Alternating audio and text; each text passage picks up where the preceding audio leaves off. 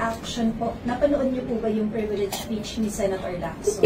Well, a part of it napanood ko. At yung hindi ko naman napanood ay ito was relate to me ng ating mga kasamahan. Ano pong masasabi niyo, sir, dun sa mga allegation? Well, of course, parang ang buod na kanyang aligasyon ay tayo ay proponent noong mga nasirang flood control projects sa Oriental Mindoro, particular sa Pahingawan. Tayo ang proponent, tayo ang nag-fund, ano? Pero gusto ko lang linawin na ang proponent yan ay walang iba kundi ang DPWH. At yan ay kasama na sa National Expenditure Program or NEP na dumadating sa Kongreso. No? Nanggaling sa Executive Department, sinasabit yan ng Executive Department para talakayin ng Kongreso. At doon sa NEP ay nakalagay na ron, naka-itemize na ang mga flood control projects na ito sa Bayan ng Nauhan, sa Baco at iba pa. Nandun na yun. So, hindi tayo ang nag-propose noon, pero nandun yun sa NEP. Ngayon, sasabihin, tayo ang nag-finance, technically, ay mali sabihin, Kongreso nag-finance kasi yung NEP na yon ay inaproban ng Kongreso at naging General Appropriations Act nung mapirma ng Pangulo. Kaya, parang Congress ang nag-finance dyan, pero ang reality, ang actual practice na nangyayari ay ang listing, identification, and prioritization of flood control projects ay nanggagaling sa DPWH. At naka-specify na yon dun sa NEP na dumadating sa Kongreso. Sir, hindi po kayo yung nagpalista ng projects na yun? Hindi ako nagpalista niyan. Wala tayong papel sa paglilista ng mga proyektong yan. Sabi ko nga, ang tunay na sistema dyan ay dumarating sa Kongreso ang NEP, nakalista na ang mga flood control projects na yan, kung saan lugar at kung anong amount. At ang implementer niyan ay walang iba kundi ang regional office ng DPWH. Wala rin papel ang congressman sa paggagawa ng program of works. Ano? Wala tayong kapasidad yan ang Kongreso. Yan ay exclusive authority, exclusive na teritoryo ng DPWH, ang paggawa ng design, paggawa ng plano, pag-bid, pag-award ng kontrata at pagbabayad ng kontraktor. At ang lahat ng kontraktor na yan ay regional or national, ano? Walang isang mang taga-Mindoro dyan na tayo ay kilala. Yan ang proseso. No? Akala kasi ng marami, kung Congress na nag-approve ng budget, ay Congress na nag-finance, Congress na nagpopondo. Ano, in theory, gano'n. Pero in reality, ay naka-specify na yan, naka-identify na ang mga flood control projects sa NEP. At hindi na mabago. One time ako'y nag-attempt na nag-propose na baguhin, ilipas sa ibang bayan na binabaharin, pero ang sabi ay hindi pwede namin baguhin na yan. No? Kasi identified na yan ng DPWH. Sir, meron po bang maanomalya dun sa project? Kasi sabi po ni Senator Lacson, anomalous. Ay, in the sense na nasira, eh pwede natin sabihin na anomalous na. Kasi nasira ang mga proyektong yan. Kaya pwede sabihin anomalous.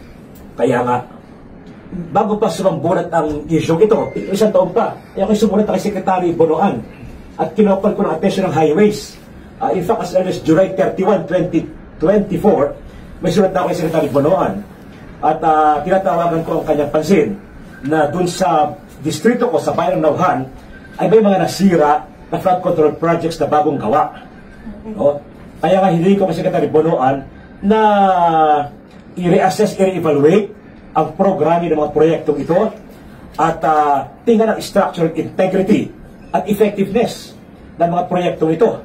At ako'y nanawagan din sa kanya na i-rectify, i-correct ang mga flood control projects na ito na in-implement ng highways at tiyakin na nag-a-adhere sila sa rigid structural designs and standards in order to prevent the wastage of public funds. Ito ay July 2024 pa. So itong kapatunay na hindi tayo proponent, hindi tayo nag-fund yan, at tayo wala kinalaman sa implementation yan. No? Kaya nga ako ang sumulat July 2024 pa yan kasi noong July 24 may nasira na rin. Then itong habagat noong July ay nadagdagan ng sira. Pero nung isang taon pa, sinabi ko na yan sa kanila sa DPWH. Do you have a message to Senator Lacson? Well, alam mo, I'm willing to explain sa kanya, willing to sit down sa kanya para ipaliwanag itong side natin. maybe I can also deliver my own privilege speech here to clear things up. Sa tingin ko naman ay parang unfair na tayo ay matapalag ka doon na hindi naman tayo ang naglagay ng proyektong yan, hindi tayo nag-prioritize, kundi dumating na sa atin yan. Sinasabi, di ba, Congress ang nag-approve ng pondo, yun nga, totoo yun. Pero ang reality ay nagagaling sa mga ahensya ng gobyerno ang nakalagay dun sa budget kaming aproban. Yung NEP, alam niya sigurado yung National Expenditure Program. Naka-identify na ron, yung mga proyekto specified na at napakahirap na baguhin namin. Ano? Isa pa, dahil sa BICAM at sa small committee, o ano man yun, maaaring doon nababago o nadagdag yung insertion. Hindi po ako member ng BICAM. Never ako naging member ng BICAM. Kaya nangyayari din na nagdagan yung proyekto na flood control sa BICAM. Pero hindi ako member niyan. At bagamat ang members niya ay mga lawmakers din, yun namang mga dagdag sa BICAM, in reality, ay yun din mga executive agencies ang humihingi ng dagdag. Will you inhibit from the House probe into flood control projects? Well, hindi naman talaga nagka-participate dyan, busy tayo sa ibang trabaho natin. As deputy majority leader, member tayo ng ibang committee mahalaga rin. At maaaring umatin tayo para ipaliwanag ang side natin at para tawagin ng pansin ng highways.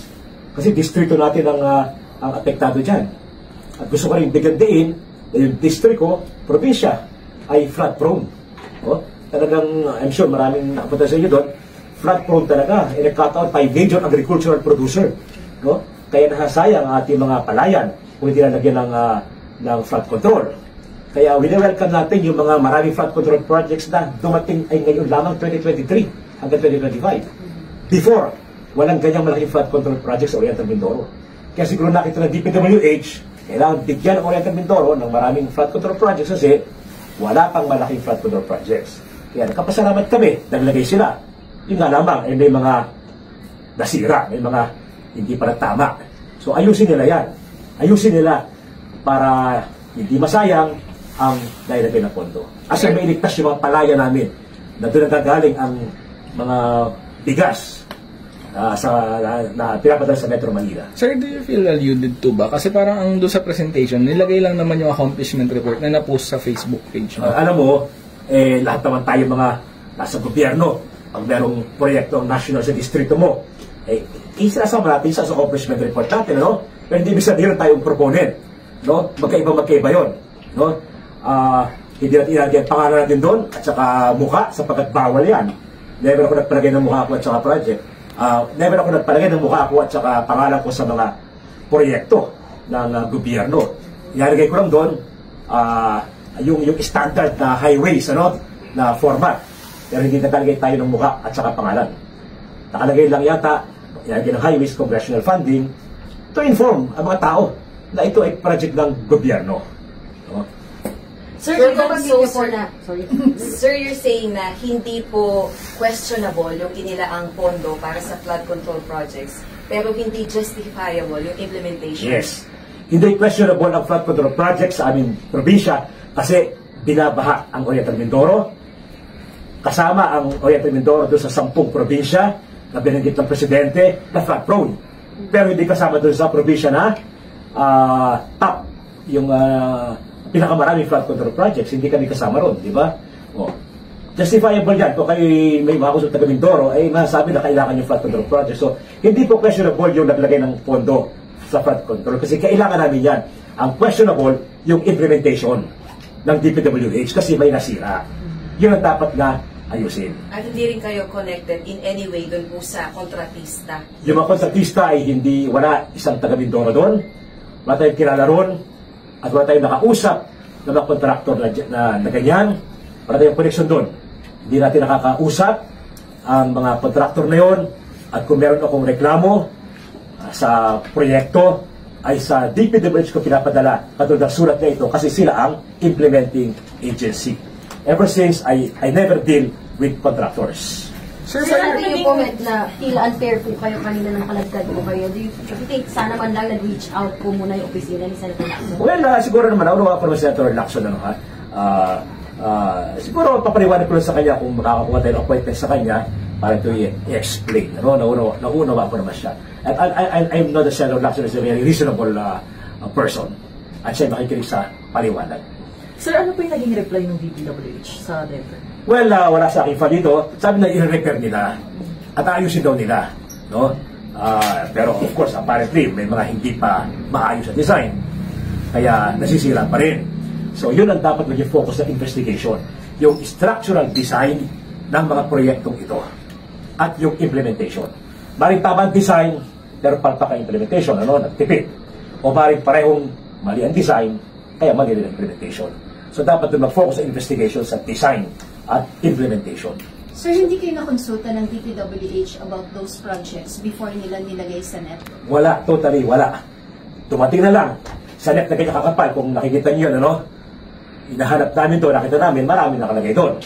Since 2023, taon-taon nilalagyan nila. Hindi yan dumaan sa atin, hindi tayo nag-propose niyan. Dumating na lang yan sa tanggapan natin sa Kongreso na naka-identify na, naka-itemize na ang proyekto, ang lugar ng proyekto, at kung magkano. Sir, by your logic, sir, does that mean na yung mga congressman na napagbibintangan na may involvement sa corruption schemes daw sa mga project, wala silang liability dahil hindi naman pala kasama sa implementation? I cannot speak for them, I can only speak for my experience na hindi ako, basta nakita ko nandun nandun na yun, hindi ko na pinapakaialma in the sense na nandiyan na yan yung proyekto. Kaya lamang panawagan sa highways, ayusin ninyo yan. At kung minsan nga, pag may nakita ko na hindi dapat sa lugar na ilagay, gusto ko ipalipat, sabi nila, naka-identify na yan, hindi na pwedeng galawin yan, hindi pwedeng pakialma na yan. Kaya kahit kami may power of the purse, in reality, yung implementing agency ang nasusunod. Akala kasi, kung mag-kongreso yan, nag-approve ng budget, taglay namin ang kapangyarihan na baguhin, hindi nangyayari yan, sa aking karanasan, hindi ko alam sa iba. At kung nangyayari man yan, maaaring sa Smart Committee of BICAM, hindi naman tayo biyembro. So I cannot speak for the other congressmen. Sir, but would it be fair to say na mas mahirap mag-interfere ang congressman o lawmaker sa implementation dahil mula nung na-disallow na yung pork barrel? Well, sa experience ay hindi ako naglalabi ng kanyang mga proyekto. Kung naman dumating na, kung ano nakagay sa NEP. Kasi yun ang sabi. Ang allowed lang daw sa amin na i-identify yung tinatawag na local infra project. Ano yun? Mga barangay hall, health center, covered court. Yun ang ina-identify lang namin. Yun ang aming, doon kami may say. Pero yung national projects like tulay, asphalt overlay, flood control, highways yan. Sila nag-determine kung saan at kung magkano. Kaso sir, hindi ba siya parang problematic din on the part of Congress kung kayo nga yung may power of the purse pero hindi nyo rin na-alter yung mga projects sa habang budget deliberation? Sa aking karanasan ay hindi na-alter at hindi ako hindi ko na parang inaaway sila o hindi ko na sila inahabol dyan. Nandun yung projects, sabi ko, katulad ng flood control, wina-welcome natin yan kasi flood-prone ang Oriental Mindoro. So, syempre, wina-welcome natin yan. Hindi natin alam na palpak pala ang implementation. That's another matter, syempre. Thank you very much, sir. Thank you, sir. Thank you, sir. If there's anything else you want to add? Well, I'm willing to explain further if necessary. Hindi naman may good privilege speech here. But I will see kung kailan. Malalaman naman niya yan yun ang masasabi ko lamang.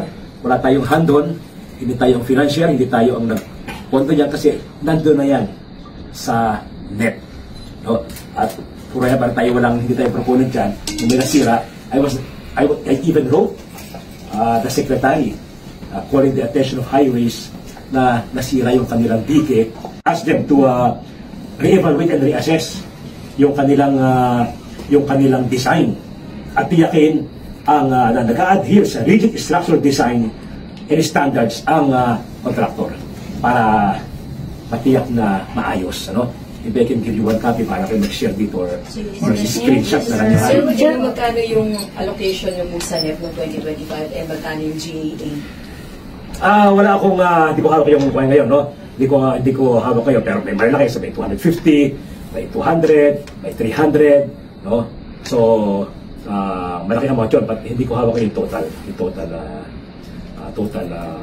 amount. Sir, sa tingin niyo po ba kailangan mag-sorry sa inyo ni Senator Lacson given na nagpangalanan kayo agad without explaining and sabi niyo hindi kayo involved? Well, hindi na kailangan siguro. I can explain naman before you, the media. I can explain before the House itself, or the appropriate committee here.